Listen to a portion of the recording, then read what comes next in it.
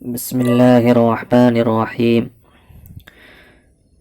اللہ تعالیٰ کا بے حد شکر و احسان ہے کہ ہماری مسجدیں، جن کا دروازہ اکثر نمازیوں پر بند کر دیا گیا تھا اور چند افراد سے زیادہ کو نماز میں شرکت کی اجازت نہیں تھی، یہااں تک کہ رمضان المبارک اور عید بھی اسی حال میں گزرا، اب حکومت کی طرف سے 8 جون 2020 عیسوی سے مساجد کے بشمول مذہبی مقامات کو کھولنے کی اجازت دی گئی ہے۔ اللہ کرے کہ صورتحال بہتر ہو اور پھر مسجدوں کی بندش کی نوبت نہ آئے، لیکن ہمیں یہ بات پیش نظر رکھنی چاہیے کہ لاک ڈاؤن کی پابندیاں تو ختم کی گئی ہیں، لیکن کورونا کی وبائی بیماری ابھی بھی باقی ہے، بلکہ اس میں مزید شدت پیدا ہو گئی ہے، اور اپنی زندگی اور صحت کی حفاظت اور بیماری سے بچاؤ کے لیے احتیاطی تدبیر اختیار کرنا بھی شریعت کا ایک حکم ہے۔ اس پس منظر میں چند ضروری مشورے پیش خدمت ہیں۔ نمبر 1، اگرچہ نمازیوں کی سہولت کے لیے جائے نماز بچھانا ایک درست عمل ہے، اور اگر یہ جائے نماز مخمل کی ہو تو بھی حرج نہیں، لیکن بحالت موجودہ طبی ماہرین کی ہدایت کے مطابق ان کو ہٹا دینا اور نمازیوں کا اپنے گھر سے مصلی یا رومال لے کر آنا اور اس پر نماز پڑھنا ہی مناسب ہے، اور مسلمانوں کو اس پر عمل کرنا چاہیے۔ نمبر 2، رسول اللہ صلی اللہ علیہ وسلم کا معمول مبارک سنت گھر میں پڑھنے کا تھا، اسی لیے فقہا نے بھی لکھا ہے کہ فرض کا مسجد میں پڑھنا اور سنتوں کا گھر میں پڑھنا افضل ہے، لہذا تمام لوگ اہتمام کریں کہ وضو اور دیگر ضروریات سے گھر میں فارغ ہوں، سنت پڑھ کر مسجد آئیں اور جماعت ختم ہونے کے بعد جلد سے جلد اپنے گھر واپس ہو جائیں اور گھر پر ہی سنت ادا کرنے کا اہتمام کریں۔ نمبر 3، مسجد میں پہنچنے کے بعد سینیٹائزر کا استعمال کریں۔ سینیٹائزر میں اگرچہ الکوحل کا استعمال ہوتا ہے، مگر ہر الکوحل نشہ آور نہیں ہوتا، اور پڑوسی ملک کے بعض دارالفتاء نے تحقیق کی ہے کہ یہ سینیٹائزر نشہ آور الکوحل سے تیار نہیں کیا جاتا ہے، اس لیے اس کے استعمال میں مذائقہ نہیں ہے۔ حرمین شریفین میں بھی اسی پر عمل ہو رہا ہے، اس لیے مسجد کو سینیٹائزر کرنے یا ہاتھوں کی صفائی کے لیے سینیٹائزر لگانے میں کوئی حرج نہیں ہے۔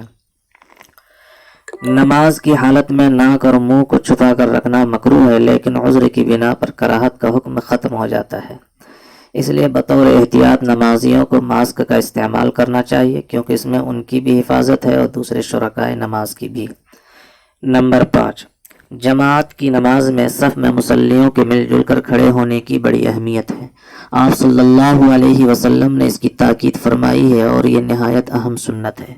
لیکن کورونا کا وائرس لوگوں کی اتصال سے ایک دوسرے کو متاثر کرتا ہے، اس لیے ان خصوصی حالات میں ڈاکٹروں کی ہدایت کے مطابق فاصلہ کے ساتھ کھڑا ہونا چاہیے اور 2 صفوں کے درمیان بھی فاصلہ بڑھا دینا چاہیے۔ نمبر 6،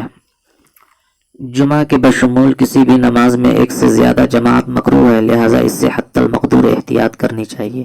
البتہ امام ابو یوسف رحمہ اللہ کے نزدیک ہیئت کی تبدیلی کے ساتھ 2 جماعتیں ہو جائیں تو حرج نہیں ہے،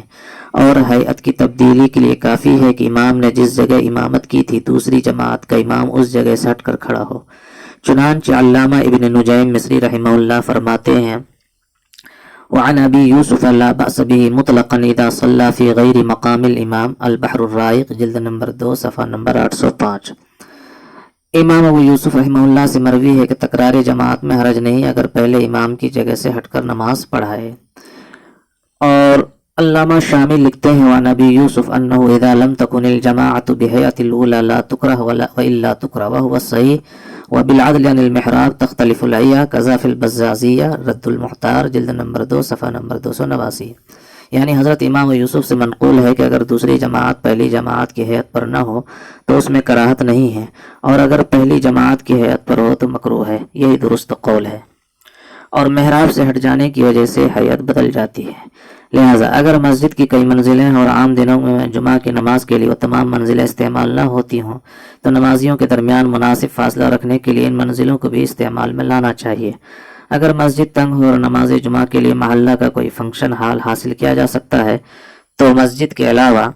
فنکشن ہال میں بھی جماعت رکھنی چاہیے، اور اگر مسجد کے تنگ ہونے اور دوسری جگہ دستیاب نہ ہونے کی وجہ سے نمازیوں کے درمیان فاصلہ رکھنے میں دشواری ہو تو امام یوسف کے قول پر عمل کرتے ہوئے مسجد میں جمعہ کی ایک سے زیادہ جماعت اس طرح رکھی جا سکتی ہے کہ پہلی جماعت کا امام جس جگہ کھڑا ہوا ہو دوسری جماعت کا امام اس سے ایک سب پیچھے کھڑا ہو۔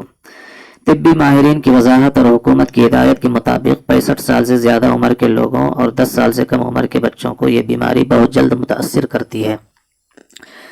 اس لیے اس عمر کے لوگوں کو مسجد آنے کے بجائے گھر ہی میں نماز ادا کرنی چاہیے۔ بہرحال موجودہ حالات میں ہمیں نماز سے متعلق شریعت کے احکام پر قائم بھی رہنا ہے۔ شریعت میں حفظان صحت کی جو اہمیت ہے اس کو بھی ملحوظ رکھنا ہے، اور یہ بھی کوشش کرنی ہے کہ ہمارا کوئی عمل ملکی قانون سے متصادم نہ ہو۔ اللہ تعالی حالات کو بہتر فرمائے اور انسانیت کو اس وبا سے نجات عطا فرمائے۔